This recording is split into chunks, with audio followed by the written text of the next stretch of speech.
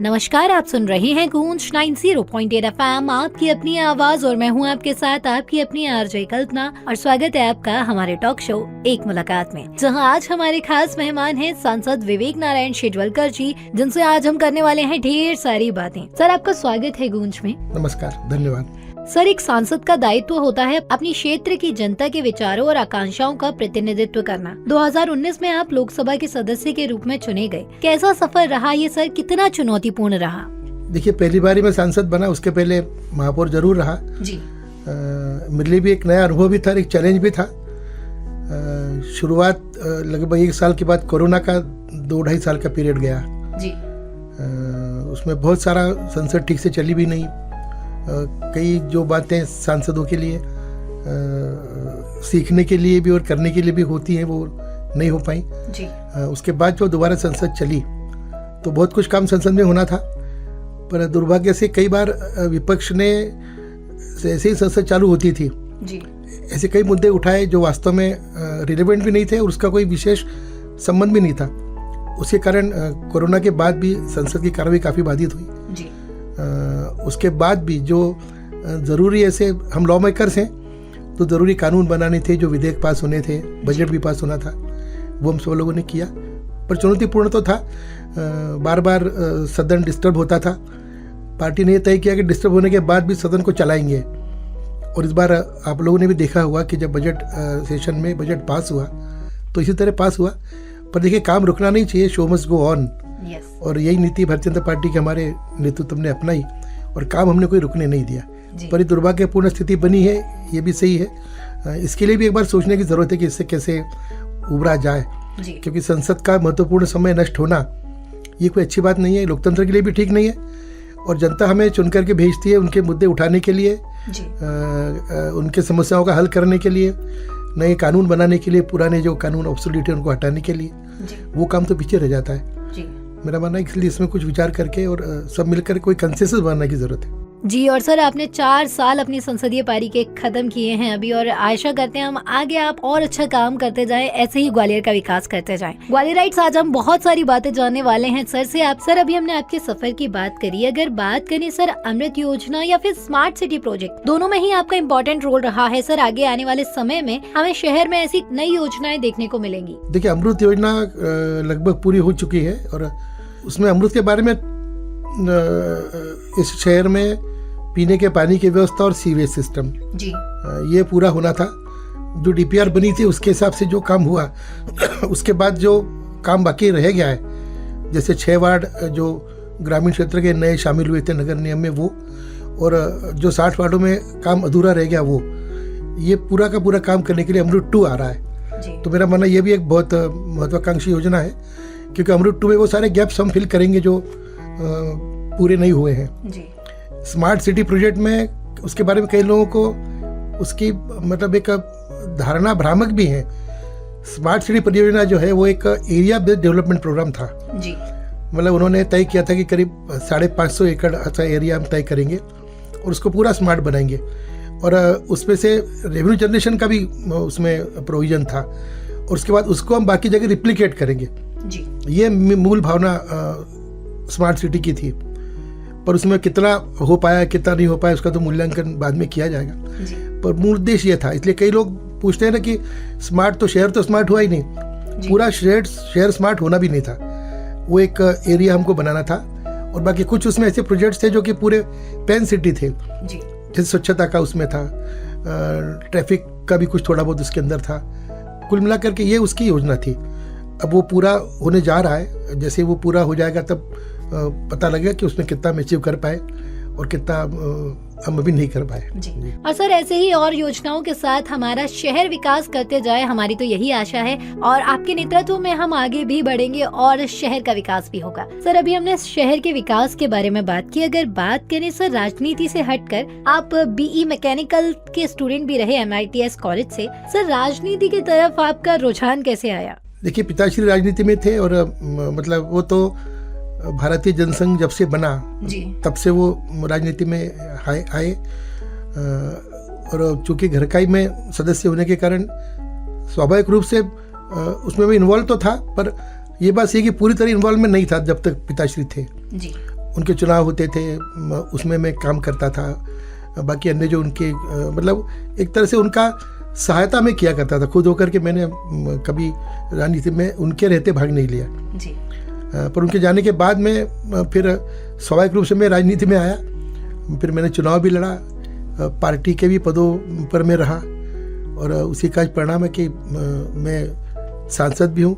हाँ, पर ये बात सही है कि ऐसा मैंने कोई तय करके राजनीति में नहीं आया, वो तो एक योग ही कहा जाए जी। वैसे बेसिकली मैं मैकेनिकल इंजीनियर हूँ और थोड़ा टेक्निकल माइंड भी मेरा है, अच्छा लगता है मुझे, मतलब टेक्नोलॉजी से या मैकेनिकल इंजीनियरिंग के, जैसे गाड़ी है, कार है, उसके रिपेयर होते हैं, मतलब मेरा मैकेनिकल माइंड था जी। और मेरा एक वर्कशॉप भी था, जो मेरी इंडस्ट्री थी, मशीन शॉप था मेरा जी। मैंने उसमें काम किया 7-8 साल तक मैंने उसको चलाया भी था।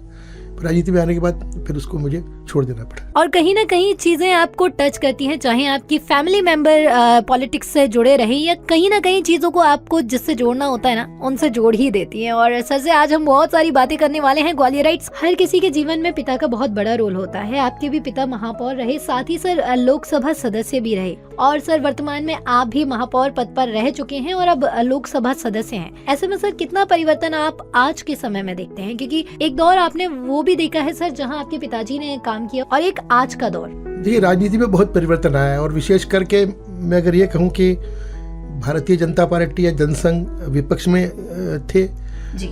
बरसों तक लोगों ने काम किया, अपनी जीवन खपा दिए, पीढ़ियां भी खप गई हैं। जब मेरे पिताश्री ने राजनीति चालू की थी तब शायद ये कल्पना भी नहीं किसी ने की होगी कि ये भी मौका कभी आएगा कि एक हमारा प्रधानमंत्री होगा, हमारे मुख्यमंत्री होंगे जी। तो उस समय जो राजनीति थी एक तरह से केवल चलना, चलते रहे, चले हुए थे, ये था उद्देश्य। सामने कभी मंजिल मिलेगी इसका कभी कोई सोचा भी नहीं लोगों ने और दिखता भी नहीं था। पर आज राजनीति पूरी तरह उसके विपरीत हो गई है जी। आज जो भी कोई राजनीति में आते हैं सबसे पहले उनको ये दिखता है कि कौन सा पद हमको मिल सकता है जी। और यही कारण है कि राजनीति में जो एक तरह से गिरावट सभी क्षेत्रों में आई है, राजनीति में भी आई है जी। उसका मुख्य कारण यही है कि वो डेडिकेशन नहीं रहा। पहले जो उद्देश्य हुआ करता था वो उद्देश्य भी पीछे रह गया। उन लोगों को लगता है ना कि भाई हम भी एमएलए बन सकते हैं, कोई भी बन सकता है। इस कारण फिर लोगों में मेरा मानना है कि ज़्यादा एक कॉम्पिटिटिवनेस भी है और फिर वो जो उद्देश्य और निस्वार्थ सेवा या राजनीति को सेवा का माध्यम मान करके चलना चाहिए वो कहीं पीछे छूट रहा है, ऐसा मेरा मानना है। और ये बहुत बड़ा परिवर्तन है और इसके साथ अपने आप को एडजस्ट करना बड़ा मुश्किल है हम जैसे लोगों के लिए जिन्होंने पुराना भी देखा है और नया भी देखा है। और बहुत अच्छी बात कही सर ने, राजनीति की तरफ अगर आप सेवा भाव से आओगे तो बहुत सारी चीजें, बहुत सारी काम आपको करने को मिलेंगे। लेकिन कहते हैं ना कि आते से ही आपको सिर्फ ऊंचाइयां मिले वो नहीं हो सकता, आपको काम तो करना पड़ेगा। सर बात करें, अभी तक हमने आपसे बहुत सारी चीजें जानी, लेकिन सर जब भी बात आती है रिजल्ट की, चाहे वो चुनावी रिजल्ट हो या फिर परीक्षाओं का, कहीं ना कहीं ये हमें प्रेशराइज जरूर करता है। और अब आने वाले समय में देखिए तो 10th और 12th बोर्ड का रिजल्ट आने वाला है। ऐसे में आप पेरेंट्स से क्या कहना चाहेंगे, बच्चों से क्या कहना चाहेंगे? देखिए, मेरा तो ये मानना है कि रिजल्ट के बारे में बिल्कुल नहीं सोचना चाहिए। बच्चों ने तैयारी करके और एग्जाम देते हैं और उसके बाद भूल जाना चाहिए, ऐसा मेरा मानना है। और देखिए एक बात है और है, कोई भी एग्जाम हो जी तो एग्जाम कोई मतलब एंड नहीं है। कई बार क्या होता है कि लोग ये सोच लेते हैं बस यही मौका है, इसके बाद कुछ नहीं है, अगर यहाँ मान लीजिए सक्सेस नहीं हो पाए तो आगे कुछ नहीं है। ये जो भावना है ये मेरा मानना है कि नहीं होना चाहिए। देखिए, अनंत आकाश है और मेरा तो ये भी मानना है कि असफलता जो है वो सफलता की पहली सीढ़ी है, ऐसा लोग कहते भी और सही भी है ये। तो असफल होने पर निराश नहीं होना चाहिए और परीक्षा देने के बाद मेरा मानना है कि भूल जाना चाहिए। और सब कुछ ये रिजल्ट ही है, यही हमारा जीवन है, ऐसा नहीं मानना चाहिए। जीवन बहुत बड़ा है, आगे मौके भी आएंगे। असफलता आज है, पहली सीढ़ी असफलता सफलता की होती है, सब माने और आगे बढ़ें। तो मेरा मानना है कि जो निराशा का भाव आता है मेरे युवा साथियों में वो शायद नहीं आएगा। और दोस्तों, वैसे भी किसी ने कहा है आपके आज के नंबर आपका भविष्य तय नहीं करते, तो ज्यादा सोचना नहीं है, बिल्कुल खुश रहना है और अपने आप को खुश रखना भी है। सर अभी तक हमने आपसे बहुत सारी बातों को जाना। अगर बात करें सर, प्रिंट मीडिया का एक टाइम भी था और अब वर्तमान में सोशल मीडिया का भी टाइम है। खबरें इतनी जल्दी आ जाती है कि हमें पता भी नहीं चलता कि कब घटना हुई और कब सोशल मीडिया पर अपलोड हो गई। ऐसे में सर आप वर्तमान में सोशल मीडिया का कितना अहम रोल मानते हैं राजनीति में? देखिए, सोशल मीडिया सबसे महत्वपूर्ण साधन है कम्युनिकेशन का भी और आपको प्रस्तुत करने का भी, लोगों के बीच में अपने की छवि भी बनाने का, और ये दुधारी तलवार भी, ऐसा मेरा मानना है। देखिए, क्योंकि इसका दुरुपयोग भी आजकल बहुत हो रहा है। सरकार कितने कानून बनाए, उसको मेरा मानना है कि पूरी तरह से कंट्रोल नहीं किया जा सकता। अल्टीमेटली देखिए, बात वही आती है, मेरे पास अगर मान लीजिए अग्नि है तो उसका उपयोग कैसे करना। या तो अग्नि का उपयोग ऊर्जा पैदा करने के लिए कर सकते हैं, या अपने आप को जलाने के लिए हो सकता है। तो उसी तरह सोशल मीडिया की बात है। और मेरा ये भी मानना है, जैसे लोगों में और समझ आएगी, ये शायद दोष दूर होगा, ऐसा मेरा अनुमान है जी। क्योंकि देखिए, अभी तो शुरुआती दौर है, अभी तो और बहुत कुछ देखना है हमको। मेरा मानना है कि इसमें सुधार जरूर आएगा।